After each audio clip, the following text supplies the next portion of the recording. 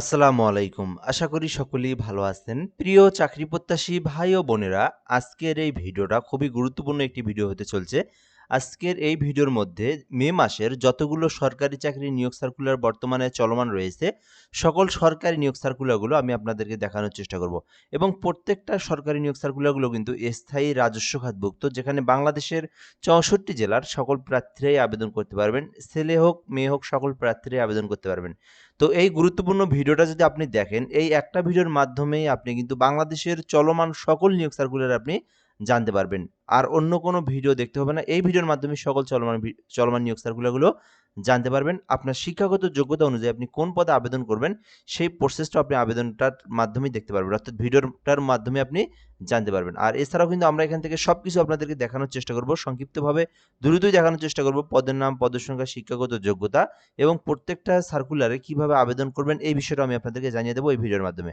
তো এই গুরুত্বপূর্ণ ভিডিওটা শেষ পর্যন্ত ধৈর্য সহকারে দেখবেন, তাহলে জানতে পারবেন। আরেকটা বিষয় হচ্ছে, আপনারা যারা আমাদের এই চ্যানেলে ভিডিওটা নতুন দেখতেছেন বা আপনি ফেসবুক পেজে ভিডিওটা দেখতেছেন, আপনি ফেসবুক আমাদের পেজে নতুন, ফেসবুক পেজে দেখলে অবশ্যই পেজটি ফলো দিয়ে রাখবেন। আর ইউটিউবে যদি দেখে থাকেন এবং অবশ্যই আপনি যদি আপনি নতুন হয়ে থাকেন আরকি, তাহলে অবশ্যই চ্যানেলটিতে আপনি সাবস্ক্রাইব করে রাখবেন। কেননা আমরা কিন্তু বাংলাদেশের সকল সরকারি নিয়োগ সার্কুলারগুলো এখানে আপলোড দিয়ে থাকি। তো যাই হোক, কথা না বাড়িয়ে শুরু করা যাক। ১ম যে নিয়োগ সার্কুলারটা দেখাবো, এটি হচ্ছে মন্ত্রী পরিষদ বিভাগের একটি নিয়োগ সার্কুলার, যেটা কিন্তু বর্তমানে আবেদন শুরু হয়েছে এবং আবেদনটা চলমান রয়েছে। তো এটা হচ্ছে মন্ত্রী পরিষদ বিভাগের নিয়োগ সার্কুলার, যেখানে কিন্তু তোষাখানা জাদুঘর নিম্নবর্ণিত শূন্যপদে নিয়োগ সার্কুলার প্রকাশ করা হয়েছে। বলা হয়েছে বাংলাদেশের যেকোনো নাগরিকেরা আবেদন করতে পারবে। আর এই আবেদনটা কিন্তু লিঙ্ক দেওয়া রয়েছে। এই লিঙ্কের মাধ্যমে আবেদন করতে হবে। লিঙ্কটা হচ্ছে cabinetteletalk.com.bd, এই ওয়েবসাইটের মাধ্যমে তাকে আবেদন করতে হবে। তো ১ নম্বর পদের নাম ষাট মুদ্রাক্ষরী কাম কম্পিউটার অপারেটর। ৫ টি পদ রয়েছে। আবেদন করতে অনার্স অথবা ডিগ্রি পাস থাকতে হবে। কম্পিউটার অপারেটর ৫ টি পদ রয়েছে। বিজ্ঞান শাখা থেকে অনার্স অথবা ডিগ্রি পাস করলে আবেদন করতে পারবেন। ক্যাটালগার পদ রয়েছে, ১ টি পদ রয়েছে, যেখানে আবেদনের জন্য অনার্স অথবা ডিগ্রি পাসে আবেদন করতে পারবেন। এছাড়াও ক্যাশিয়ার পদ রয়েছে, যেখানে আবেদনের জন্য বাণিজ্য শাখা থেকে অনার্স অথবা ডিগ্রি পাসে আবেদন করতে পারবেন। সহকারী কাম কম্পিউটার মুদ্রাক্ষরিক রয়েছে, যেখানে ২০ টি পদ রয়েছে। শিক্ষাগত যোগ্যতা চাওয়া হয়েছে মাধ্যমিক, উচ্চ মাধ্যমিক অর্থাৎ এইচএসসি পাস থাকলে আবেদন করতে পারবেন। ডাটা এন্ট্রি কন্ট্রোল অপারেটর রয়েছে, যেখানে ২ টি পদ রয়েছে, শুধুমাত্র উচ্চ মাধ্যমিক থাকলে আবেদন করতে পারবেন। অফিস সহায়ক পদ রয়েছে, যেখানে ২৪ টি পদ রয়েছে, কোনো অভিজ্ঞতার প্রয়োজন নাই, শুধুমাত্র এসএসসি পাস থাকলে আপনারা অফিস সহায়কে আবেদন করতে পারবেন। তো এই ভিডিওর মাধ্যমে আমি আপনাদেরকে গ্রেড, বেতন, তারপরে ইত্যাদি বিস্তারিত শুধু দেখাবো না, শুধুমাত্র পদের নাম, পদের সংখ্যা এবং শিক্ষাগত যোগ্যতার বিষয়টা আমি আপনাদেরকে দেখায় দেবো। যেহেতু অনেকগুলো নিয়োগ সার্কুলার দেখাবো, সবগুলোই দেখাবো এখান থেকে। সো যার কারণে আমি একটু সংক্ষিপ্তভাবে তৈরি করতেছি। তো এই সার্কুলারে যদি, অর্থাৎ মন্ত্রী পরিষদের নিয়োগ সার্কুলারে কেউ এসএসসি পাশে আবেদন করতে চাইলে অফিস সহায়কে আবেদন করতে পারেন। এছাড়াও এইচএসসি পাশে আবেদন করতে চাইলে কম্পিউটার অপারেটর আবেদন করতে পারেন। অনার্স ডিগ্রি পাশের কেউ আবেদন করতে চাইলে ষাট মুদ্রাক্ষরিক অথবা কম্পিউটার অপারেটর, এই পদগুলোতে আবেদন করতে পারবেন। সো এরপরে নিয়োগ সার্কুলারটা হচ্ছে বাংলাদেশ সরকারি কর্ম কমিশন সচিবালয়ের একটি নিয়োগ সার্কুলার, যেটা কিন্তু বিশাল বড় একটি নিয়োগ সার্কুলার, মে মাসের একটি নিয়োগ সার্কুলার, বর্তমানে আবেদনটি চলমান রয়েছে। সো এই নিয়োগ সার্কুলারে আবেদন করতে চাইলে করতে পারেন। এখানে বলা হয়েছে বাংলাদেশ সরকারি কর্ম কমিশন সচিবালয়ের রাজস্ব খাতভুক্ত নিয়োগ সার্কুলার, বাংলাদেশের যে কোনো নাগরিকেরা আবেদন করতে পারবে। bpscs.teletalk.com.bd, এই লিঙ্কের মাধ্যমে আপনাদেরকে আবেদনটা করতে হবে এবং এখানে বলা হয়েছে অনলাইন ব্যতীত আবেদন গ্রহণ করা হবে না। তো এখানে বেশ কিছু পদের নাম রয়েছে, যেখানে ১ নম্বরে রয়েছে কম্পিউটার অপারেটর, যেখানে ১৩ গ্রেডে ৬ টি পদ রয়েছে। শিক্ষাগত যোগ্যতা চাওয়া হয়েছে যে বিজ্ঞান শাখা থেকে অনার্স অথবা ডিগ্রি পাস করলে আবেদন করতে পারবেন। ২ নম্বর পদের নাম প্রশিক্ষণ সহকারী রয়েছে, যেখানে ১ টি পদ রয়েছে। এখানে শিক্ষাগত যোগ্যতা চাওয়া হয়েছে স্নাতক ডিগ্রি। অর্থাৎ আপনি যদি অনার্স পাস করে থাকেন অথবা আপনি যদি ডিগ্রি পাস করে থাকেন, তাহলে প্রশিক্ষণ সহকারীতে আবেদন করতে পারবেন। ৬০ মুদ্রাক্ষরিক কাম কম্পিউটার অপারেটর রয়েছে, যেখানে ১৪ গ্রেডে কিন্তু ১২ টি পদ রয়েছে। এক্ষেত্রে শিক্ষাগত যোগ্যতা চাওয়া হয়েছে স্নাতক ডিগ্রি, অর্থাৎ অনার্স অথবা ডিগ্রি পাস করে আবেদন করতে পারবেন। হিসাব সহকারী ১৬ গ্রেডে ৫ টি পদ রয়েছে। উচ্চ মাধ্যমিক এইচএসসি পাস করা থাকলে আবেদন করতে পারবেন। অফিস সহকারী কাম কম্পিউটার মুদ্রাক্ষরিক রয়েছে, মোট ১৩ টি পদ রয়েছে। শুধুমাত্র উচ্চ মাধ্যমিক এইচএসসি পাস থাকলে আবেদন করতে পারবেন। কম্পিউটার মুদ্রাক্ষরিক রয়েছে, যেখানে ৫ টি পদ রয়েছে। উচ্চ মাধ্যমিক এইচএসসি পাশে আবেদন করতে পারবেন। ডাটা এন্ট্রি রয়েছে, উচ্চ মাধ্যমিক এইচএসসি পাশে আবেদন করতে পারবেন। অভ্যর্থনাকারী রয়েছে, এইচএসসি পাশে আবেদন করতে পারবেন। টেলিফোন অপারেটর এইচএসসি পাশে আবেদন করতে পারবেন। গাড়ি চালক রয়েছে, শুধুমাত্র অষ্টম শ্রেণী এবং একটি বৈধ ড্রাইভিং লাইসেন্স থাকলে আবেদন করতে পারবেন। এরপরে রয়েছে সবথেকে যে বড় পদটা সেটা হচ্ছে অফিস সহায়ক। এখানে অফিস সহায়ক পদে মোট ৩৬টি পদ রয়েছে। শুধুমাত্র এসএসসি পাশে, আলাদা কোনো অভিজ্ঞতা বা কোনো কিছুরই প্রয়োজন নাই। জাস্ট এসএসসি পাস করলেই আপনারা অফিস সহায়কে আবেদন করতে পারবেন। মোট ৩৬টি পদে নিয়োগ দেওয়া হবে। বাংলাদেশের সকল জেলার প্রার্থীরাই কিন্তু আবেদন করতে পারবেন। এছাড়াও এখানে নিরাপত্তা প্রহরী পরিচ্ছন্নতা কর্মী রয়েছে। শুধুমাত্র ৮ম শ্রেণীতেই আবেদন করতে পারবেন। তো আপনার শিক্ষাগত যোগ্যতা অনুযায়ী আপনি সচিবালয়ের যে নিয়োগ সার্কুলারে আবেদন করতে ইচ্ছুক করতে পারেন। আর আবেদনটা কিন্তু ১১ মে পর্যন্ত চলমান থাকবে, যেটা বর্তমান আবেদন চলমান রয়েছে। আর এখানে bpscs.teletalk.com.bd লিখে সার্চ করলে আবেদনের ফর্মটা আপনি পেয়ে যাবেন। এরপরে নিয়োগ সার্কুলার দেখাবো। এর মধ্যে একটা বিষয় বলে রাখি, আপনাদেরকে একটা বিষয় দেখাইলেই সবগুলো নিয়োগ সার্কুলারই জানতে পারবেন। অর্থাৎ সরকারি ফি যেটা, প্রতিটা আবেদনের পরে কিন্তু আপনাকে একটা সরকারি ফি পেমেন্ট করতে হয়। তো আবেদনের পর সরকারি পেমেন্ট ফির যে বিষয়টা সেটা হচ্ছে কিন্তু গ্রেড অনুযায়ী হয়। অর্থাৎ আপনি যদি আ যেমন আপনি যদি ৬ থেকে ১১তম গ্রেডের মধ্যে আবেদন করেন, ৳২২৩ সরকারি ফি। আবার আপনি যদি ১১, ১২, ১৩ গ্রেডের মধ্যে আবেদন করে থাকেন, সেই ক্ষেত্রে আপনার সরকারি ফি আসে ৳১৬৮। মানে আমি আপনাদেরকে এখানে লেখা নাই, বাট আমি আপনাদেরকে বলে দিচ্ছি, একবারে বলে দিচ্ছি। আবার আপনি যদি ১৩, ১৪, ১৫, ১৬ গ্রেডের মধ্যে আবেদন করেন, আপনার সরকারি ফি ৳১১২। আপনি যদি ১৭, ১৮, ২০তম গ্রেডের মধ্যে আবেদন করে থাকেন, সেক্ষেত্রে আপনার সরকারি ফি আসবে ৳৫৬। তো আপনি যে পদে আবেদন করবেন, সেই পদের পেমেন্ট ফিটা কিন্তু আপনাকে সম্পূর্ণ করতে হবে। এই বিষয়টা বলে দিলাম। যারা নতুন তাদের জন্য আরকি, যারা পুরাতন তারা তো সবাই জানে এই বিষয়টা। সো এরপরে রয়েছে কাস্টম এক্সারসাইজ ও ভ্যাট ট্রেনিং একাডেমিতে একটি নিয়োগ সার্কুলার প্রকাশ করা হয়েছে। যেখানে বলা হয়েছে অর্থ মন্ত্রণালয় থেকে নিয়োগ সার্কুলার প্রকাশ করা হয়েছে এবং এটি চট্টগ্রামের রাজস্ব খাতভুক্ত নিম্নোক্ত শূন্যপদে অস্থায়ী ভিত্তিতে নিয়োগের জন্য বলা হয়েছে। এখানে বাংলাদেশের যেকোনো নাগরিকেরা কিন্তু এই কাস্টম এক্সারসাইজ ও ভ্যাট ট্রেনিং একাডেমিতে আবেদন করতে পারবেন। আর এই আবেদনটা করতে কেরিয়ার NBR.gov.bd লিখে অনলাইনে সার্চ করতে হবে। এখান থেকে আপনাদেরকে ফর্ম পূরণ করে আবেদনটা করতে হবে। এবং এই নিয়োগ সার্কুলারে কিন্তু বেশ কিছু পদের সংখ্যা রয়েছে। সুবেদার নামে একটি পদ রয়েছে। শিক্ষাগত যোগ্যতা চাওয়া হয়েছে যে অবসরপ্রাপ্ত সেনাবাহিনী অথবা বিজিবি আনসারের সুবিধার পদে যারা চাকরিরত বা কর্মরত ছিলেন তারা কিন্তু ৪০ বছর পর্যন্ত আবেদন করতে পারবেন। অফিস সহকারী কাম কম্পিউটার মুদ্রাক্ষরিক রয়েছে, যেখানে ১৬ গ্রেডে ৪টি পদ রয়েছে। উচ্চ মাধ্যমিক এইচএসসি পাস করা থাকলে আবেদন করতে পারবেন। ড্রাইভার পদ রয়েছে ৩টি, যেখানে ৮ম শ্রেণী এবং একটি বৈধ ড্রাইভিং লাইসেন্স থাকলে আবেদন করতে পারবেন। হাবিলদার রয়েছে, যেখানে ৩টি পদ রয়েছে। এখানে সেনাবাহিনী বা বিজিবি আনসারের হাবিলদার কাজের সঙ্গে যারা যুক্ত ছিলেন, তারা কিন্তু আবেদন করতে পারবেন। নার্স পদে একটি পদ রয়েছে, যেখানে এসএসসি পাসের পর যারা প্যারামেডিক্যাল নিয়ে যারা ডিপ্লোমা করেছেন তারা কিন্তু নার্সে আবেদন করতে পারবেন। এছাড়াও লাইনম্যান ইলেকট্রিশিয়ান রয়েছে, যেখানে একটি পদ রয়েছে, শুধুমাত্র এসএসসি পাশে আবেদন করতে পারবেন। পাম্প অপারেটর রয়েছে, যেখানে এসএসসি পাশে আবেদন করতে পারবেন। তারপরে এখানে রয়েছে আর্মারার, যেখানে রয়েছে একটি পদ রয়েছে। এখানে বলা হয়েছে অবসরপ্রাপ্ত সেনাবাহিনী বিজিবি আনসার থেকে যারা আর্মারার পদে কাজ করেছিলেন তারা আবেদন করতে পারবেন। সো এরপরে রয়েছে প্রজেক্টর অপারেটর, ২টি পদ রয়েছে, যেখানে বলা হয়েছে এসএসসি পাশে আবেদন করতে পারবেন। অফিস সহায়কে ৫টি পদ রয়েছে, শুধুমাত্র এসএসসি পাশে আবেদন করতে পারবেন। বাবুর্চি পদ রয়েছে, যেখানে শুধুমাত্র ৮ম শ্রেণী পাশে আবেদন করতে পারবেন। তো আপনি এই সার্কুলারে আবেদন করতে কেরিয়ার NBR.gov.bd লিখে সার্চ করলেই আবেদনের ফর্ম পেয়ে যাবেন। ওখান থেকে আপনার সকল তথ্য পূরণ করে আবেদনটা করতে পারবেন। এরপরে রয়েছে ফায়ার সার্ভিসের নিয়োগ সার্কুলারটা, যেটা কিন্তু বর্তমানে এখনো আবেদনটা চলমান রয়েছে। যদিও এটা এপ্রিল মাসের নিয়োগ সার্কুলার, বর্তমানে চলমান রয়েছে। এটা কিন্তু মে মাসের ৯ তারিখ পর্যন্ত এই আবেদনটা করতে পারবেন। ফায়ার সার্ভিসে কিন্তু বেশ কিছু পদের সঙ্গে নিয়োগ সার্কুলার প্রকাশ করা হয়েছে। ফায়ার সার্ভিস ডিফেন্সের রাজস্ব খাতভুক্ত, এটা কিন্তু সরকারি স্থায়ী রাজস্ব খাতভুক্ত নিয়োগ সার্কুলার, যেখানে বাংলাদেশের সকল নাগরিকেরাই কিন্তু আবেদন করতে পারবে।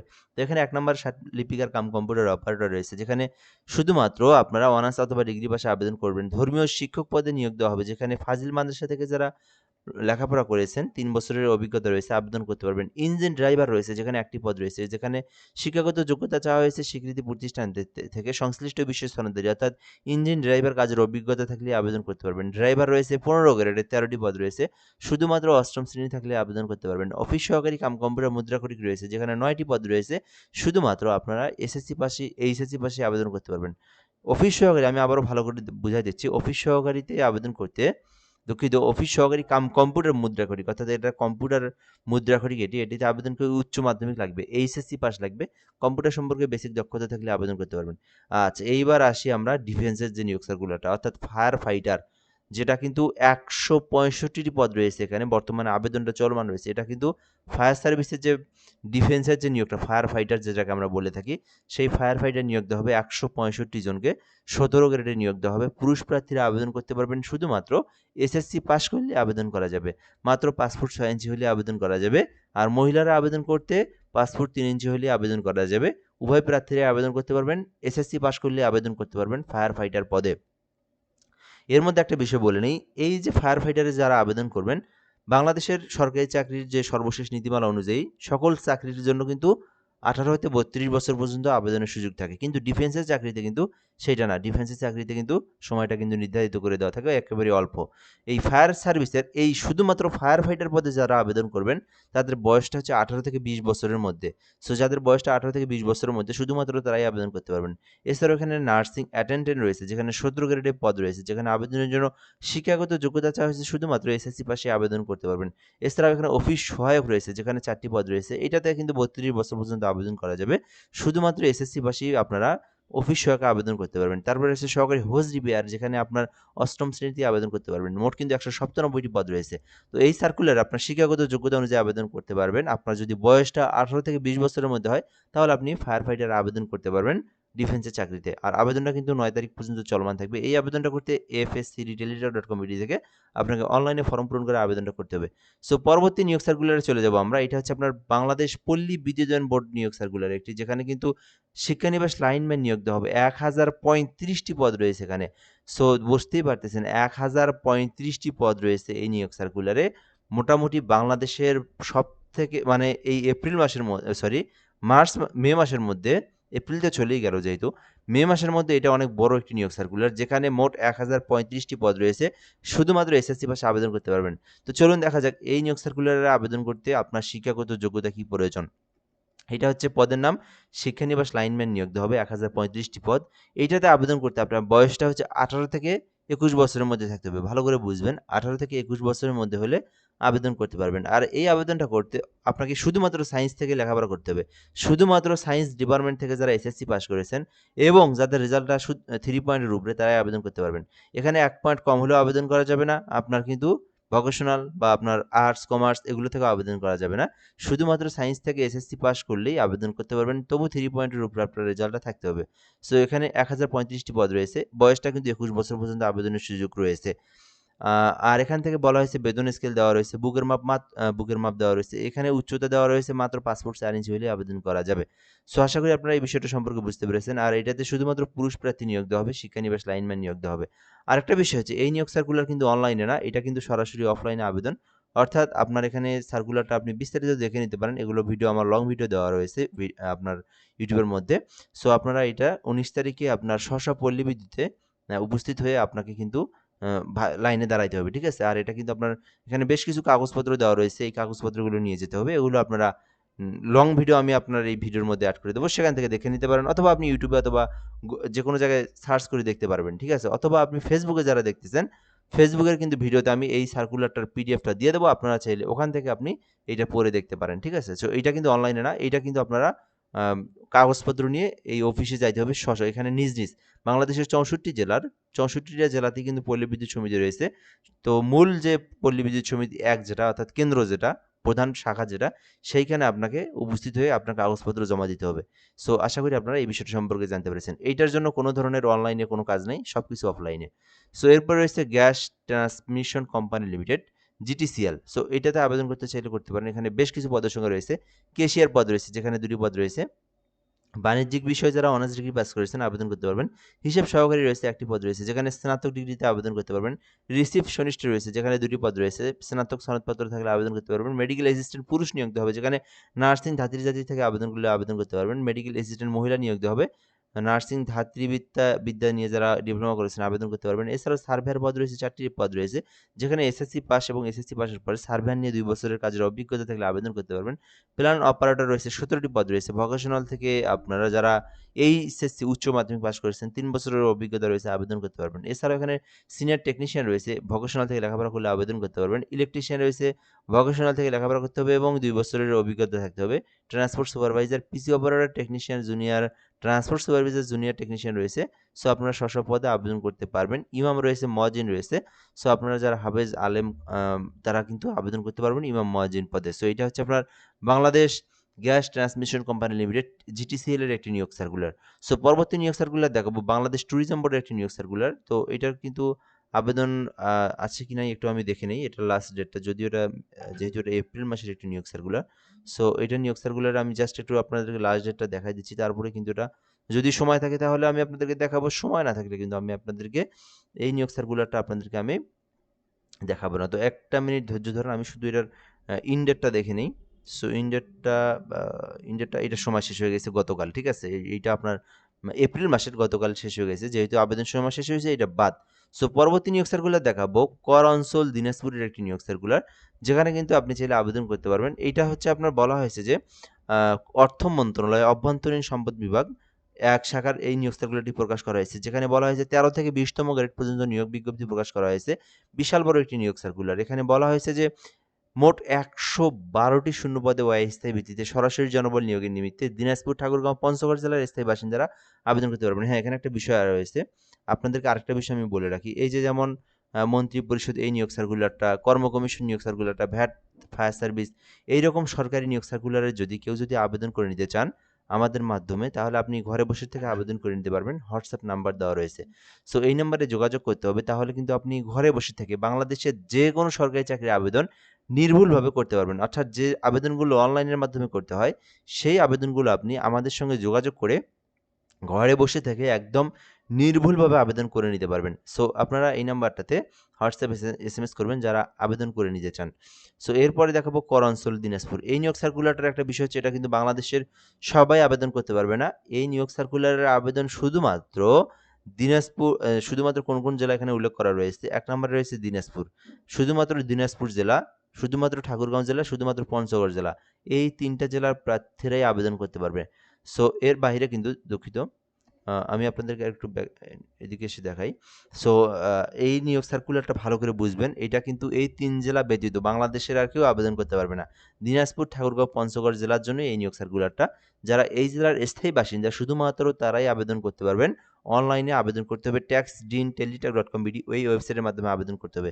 সো এখানে কম্পিউটার অপারেটর পদ রয়েছে, যেখানে একটি পদ রয়েছে সায়েন্স ডিপার্টমেন্ট থেকে যারা অনার্স ডিগ্রি পাস করেছেন আবেদন করতে পারবেন। এটা কিন্তু সরকারি স্থায়ী একটি নিয়োগ সার্কুলার, কর অঞ্চলের নিয়োগ সার্কুলার। এটাও কিন্তু সরকারি নিয়োগ সার্কুলার। এটা শুধুমাত্র দিনাজপুর, ঠাকুরগাঁও, পঞ্চগড় জেলার ছেলে-মেয়ে উভয় প্রার্থীরাই আবেদন করতে পারবেন। প্রধান সহকারী রয়েছে, ২২টি পদ রয়েছে, যেখানে শিক্ষাগত যোগ্যতা চাওয়া হয়েছে যে কোনো স্বীকৃত বিশ্ববিদ্যালয়তে যেকোনো বিষয়ে ন্যূনতম স্নাতক ডিগ্রি অর্থাৎ অনার্স অথবা ডিগ্রি পাস করে আবেদন করতে পারবেন। উচ্চমান সহকারী রয়েছে, ২২টি পদ রয়েছে, যেখানে শিক্ষাগত যোগ্যতা চাওয়া হয়েছে যে কোনো স্বীকৃত বিশ্ববিদ্যালয় হইতে যেকোনো বিষয়ে স্নাতক অথবা ডিগ্রি থাকলে আবেদন করতে পারবেন। ৬০ মুদ্রাকড়ি কম কম্পিউটার অপারেটর রয়েছে, ২৩টি পদ রয়েছে, যেখানে শুধুমাত্র অনার্স অথবা ডিগ্রি পাস করলেই আবেদন করতে পারবেন। অফিস সহকারী কাম কম্পিউটার মুদ্রাক্ষরিক রয়েছে, ২৭টি পদ রয়েছে, শুধুমাত্র উচ্চ মাধ্যমিক এইচএসসি পাস করলে আবেদন করতে পারবেন।